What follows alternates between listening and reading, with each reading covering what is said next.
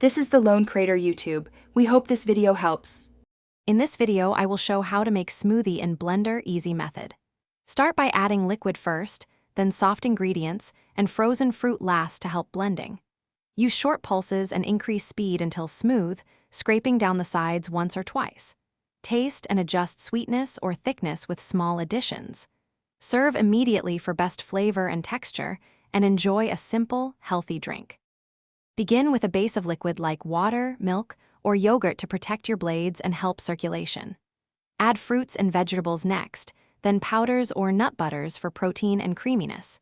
Use about 1 to 2 cups of fruit and half to 1 cup of liquid for a standard single serving. Blend in bursts, checking texture, and finish with a small sweetener or citrus to lift flavors and balance sweetness. If you're finding this helpful, like and subscribe for more simple kitchen tips. Quick recommendation: make meal prep easy with leak-proof containers that stop spills and keep smoothies fresh for work or travel, which pairs perfectly with blending on the go. I genuinely use them to save time and avoid messes. Check the description for the link and other deals, and now let's get back to the video.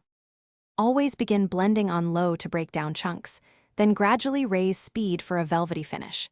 If your blender stalls, tap the base and add a splash of liquid to help restart the blades. For extra smoothness, strain through a fine mesh or use frozen ingredients to thicken without watering down. Clean the blender immediately after use by filling halfway with warm water and running it briefly to save time and effort. Thanks for watching. Consider subscribing if we helped you.